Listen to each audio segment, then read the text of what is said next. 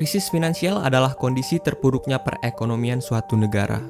Kondisi tersebut pernah terjadi di beberapa negara di Asia pada tahun 1997 dan 1998. Satu di antara negara yang terdampak krisis finansial Asia adalah Indonesia.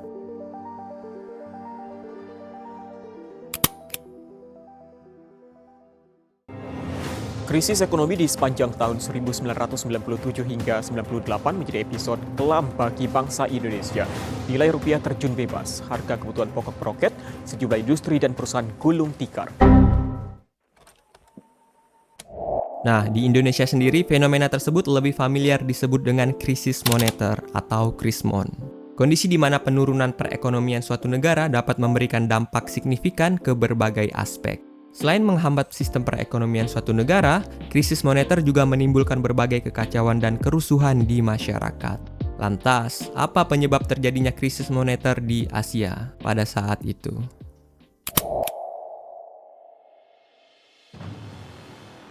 Penyebab krisis moneter Asia pada tahun 1997 sangat kompleks dan masih diperdebatkan.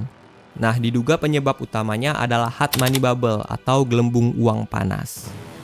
Hal tersebut dapat terjadi karena pada akhir 1980-an hingga awal 1990-an banyak negara di Asia Tenggara termasuk Thailand, Singapura, Malaysia, serta Korea Selatan di Asia Timur mengalami pertumbuhan ekonomi hingga 8-12% dalam produk domestik bruto atau PDB. Namun, di sisi lain pertumbuhan yang disebut keajaiban ekonomi Asia pada saat itu berada di dalam bayang-bayang resiko besar. Karena perkembangan utama di negara-negara tersebut didorong oleh ekspor dan investasi asing, yang secara nggak langsung menyebabkan meningkatnya pinjaman asing. Masalahnya banyak negara di saat itu memakai kebijakan nilai tukar tetap yang bikin valuta asingnya dikontrol secara ketat oleh pemerintahnya. Saat pemerintah kehabisan valuta asing, nilai tukar tersebut jadi terjun bebas. Akibatnya pertumbuhan ekspor terhambat, investasi asing beserta harga aset mulai runtuh, para investor asing yang panik pun mulai menarik diri, yang menyebabkan jatuhnya mata uang negara-negara Asia dan timbul krisis ekonomi. Saat krisis ini menyebar, nilai mata uang di sebagian Asia Tenggara dan Jepang juga ikut turun. Krisis terparah dialami oleh Korea Selatan, Indonesia, dan Thailand, diikuti oleh Hong Kong, Laos, Malaysia, serta Filipina.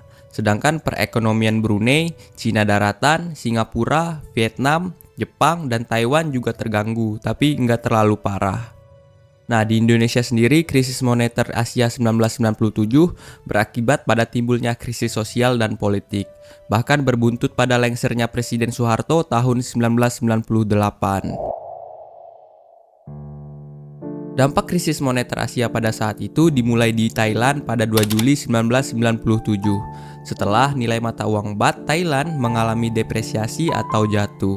Selain itu, utang luar negeri Thailand juga ikut membengkak. Segera setelah itu, hal sama juga dialami oleh negara-negara Asia Timur dan Asia Tenggara. Rasio utang luar negeri terhadap PDB naik dari 100% menjadi 167%, bahkan melampaui 180% pada masa krisis terparah. Krisis moneter sangat merusak nilai mata uang, pasar saham, dan harga aset lainnya di negara Asia Timur dan Tenggara. Selain berimbas pada kehidupan ekonomi, krisis moneter juga berdampak pada kehidupan politik negara. Di Indonesia, Presiden Soeharto yang telah memimpin selama 32 tahun akhirnya lengser. Hal sama dialami Perdana Menteri Jenderal Thailand, Yong Chayut, yang mengundurkan diri akibat krisis moneter. Dampak krisis moneter 1997 nggak hanya menimpa negara-negara di Asia. Investor asing menjadi ragu untuk menanam modal atau meminjamkan uangnya ke negara-negara berkembang di seluruh dunia. Selain itu, harga minyak dunia juga ikut turun, yang mengakibatkan beberapa perusahaan minyak terpaksa melakukan merger atau penggabungan perusahaan. Krisis moneter adalah permasalahan yang memberikan dampak besar bagi pemerintah, masyarakat, dan perbankan. Adapun beberapa dampak yang bisa ditimbulkan oleh krisis moneter diantaranya: 1. Perusahaan mengalami kebangkrutan. Akibat krisis moneter, banyak perusahaan yang mengalami kebangkrutan karena nggak mampu membayar utang dan kekurangan bahan baku impor. Sebab krisis moneter adalah kondisi yang ngebuat perusahaan harus membeli bahan baku dengan mata uang asing, karena nilai mata uang di negaranya udah turun. Secara nggak langsung, Ini akan mendorong perusahaan untuk mengurangi tenaga kerja, sehingga kemiskinan pun meningkat. Kedua, bank mengalami krisis keuangan. Turunnya nilai mata uang suatu negara juga berdampak pada bank yang mengalami kredit macet dan memicu terjadinya kegagalan bisnis serta utang. Hal ini tentu merugikan masyarakat karena bank telah kehilangan fungsinya untuk menjadi tempat penyimpanan uang yang aman. Ketiga, terjadi kerusuhan nasional. Krisis ekonomi yang semakin parah akan membuat gejolak politik semakin meningkat dan memicu terjadinya aksi demonstrasi besar-besaran. Nggak jarang hal tersebut juga menyebabkan kerusuhan dan jatuhnya korban-korban yang nggak bersalah. Peran IMF dalam krisis moneter Asia 1997.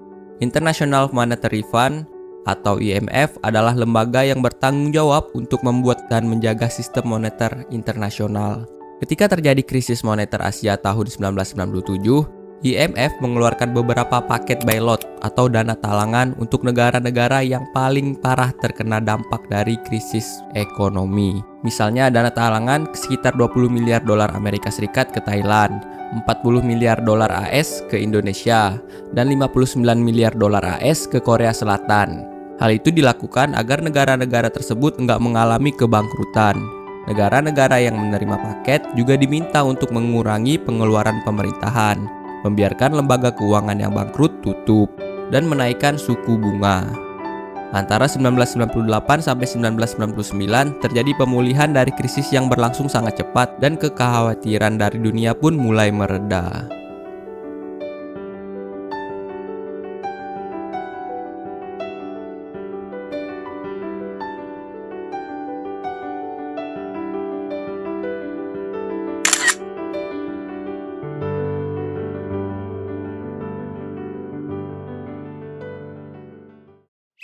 Rangku